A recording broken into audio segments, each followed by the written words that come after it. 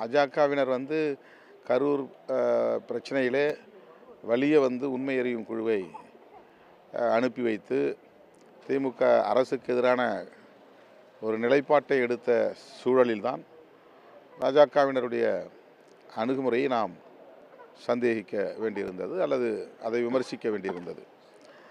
அவர்கள் விஜய் அவர்களை தன்னுடைய கொள்கை எதிரியாக பார்க்காமல் அவரும் திமுக எதிர்ப்பாளர், நாமும் திமுகவை எதிர்க்கிறோம், ஆகவே விஜய்க்கு துணை நிற்போம் என்று களத்திலே இறங்கினார்கள்.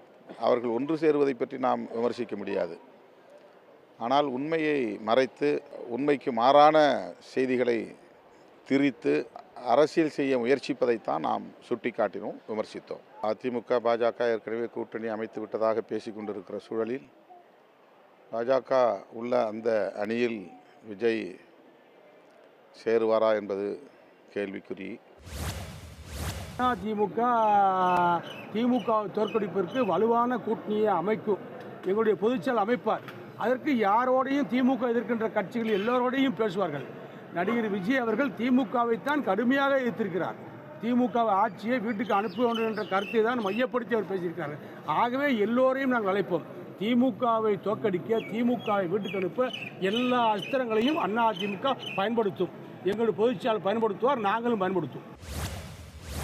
இதுக்கு யார் பொறுப்பு, இந்த சம்பவத்துக்கு யார் பொறுப்புன்னு பார்த்தா நீங்க கொடுக்குற எஸ்டிமேட் தான். இப்பவே நீங்க ஷாம் இந்த கூட்டத்தை கேட்கிறாருன்னா போலீஸ் பெர்மிஷன் வாங்கியிருப்பாரு.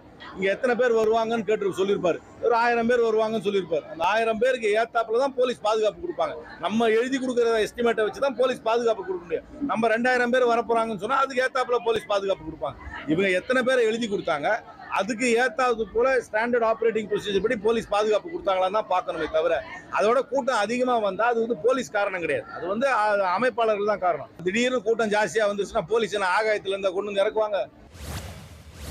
இல்லை, நாங்கள் ப்ரெஸ் மீட்டு கொடுக்கறது தயார். நீ என்னடா நீ உங்க ஸ்டடி தானே போடுறீங்க, எங்க எதை போடவே மாட்டேன்றீங்களாப்பா. எது முக்கியமோ அதை போடுவேன். அன்னைக்கு மாடக்குளங்க அம்மாயே வரிந்து கட்டிட்டு சொல்கிறான், மனு கொடுத்து ஒரு சட்டமன்ற உறுப்பினர் முறையில் நான் போய் கேட்குறேன். நீ அங்கே வந்துட்டு அதை விட்டுட்டு பூரா விஜயே போட்டு ஓட்டுன்னு ஓட்டிட்டீங்க, அதை பற்றி செய்தியே வரல.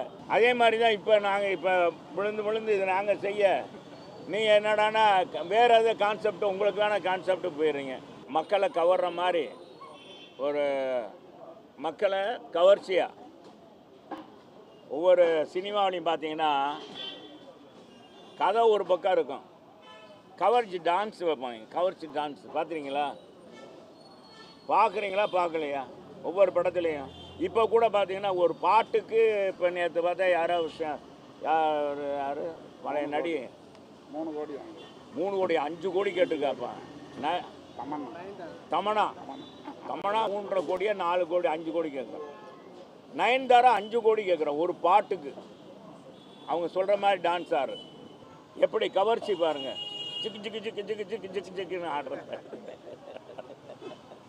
சிக்கு சிக்கு சிக்கு சிக்கு நடி ஆட விட்டால் மக்கள் குச்சியாக விசில் அடிக்கிறாங்க இல்லையா, அது மாதிரி எப்படி ஓட்டம் வாங்குறாங்க பாருங்க. தலைவர் இருக்கும் பொழுது அவருடைய வேலை அவங்க செய்கிறாங்க. எனக்கு ஆர்கனைசேஷன் ரெஸ்பான்சிபிலிட்டி எதுவும் இல்லைங்கன்னா, அமைப்பு சார்ந்த வேலைகள் எதுவும் இல்லை. வேலை பளுவு மிக மிக அதிகமாக குறைந்திருக்கிறது. அதனால தான் என்னுடைய சமுதாய பணி, அரசியல் பணியோடு நிறைய வேறு பணியும் செய்கிறேன். அதை செஞ்சாலும் விவசாயம் பண்ணாலும் பத்திரிகை எழுதுறீங்க, வேறு பண்ணாலும் எழுதுறீங்க. எனக்கு அதிக நேரம் கிடைத்திருக்கிறது சில வேலைகள் செய்வதற்கு. அதை நான் ஏற்றுக்கொண்டாக வேண்டும். எப்போவுமே 5th கியரில் வண்டி ஓட்ட முடியாதவங்களாம் இன்ஜின் சீஸ் ஆயிரும். 4 வருஷம் 5th கியரில் ஓட்டிட்டோம், இப்போ 2nd கியரில் ஓட்டிகிட்டு இருக்கேன். இன்ஜின் நல்லா ஓடுது. ஒரு வருஷம் 2 வருஷம் நல்லா ஓட்டுனா ஆரம்பிக்கும் போது உங்களுக்கு சொல்கிறேன்னே, நீங்கள் தான் பிள்ளையார் சொல்லி போடணும். இன்னொரு இப்போ ஒருத்தர் நம்மால் வந்திருக்கான், நம்ம உடன் பிறந்தவன், பெரிய சீட்டு இங்கேருந்து எடுக்கிறாப்புல எடுத்து மண்ணரிப்பா மீனரிப்பா நீடாமங்கலமா பீடாமங்கலமா இளவு ஒரே குழப்பமா இருக்குன்னு என் பங்காளி வடிவேல் சொல்ற மாதிரி, பாரதி ராசாவா பாரதி யாரா, அவரே கன்ஃபியூஸ் ஆயிட்டாருங்கிற மாதிரி. நாமக்கல் வரல, சென்னை மாகாணம் வரல, மகாணம் ஆயிருது. என்ன பண்றதுன்னு தெரியலையே. ஆனா ஒண்ணு தெரிஞ்சிச்சு, வசமா சிக்கிக்கிட்டோம்னு மட்டும் தெரிஞ்சுக்கிச்சு.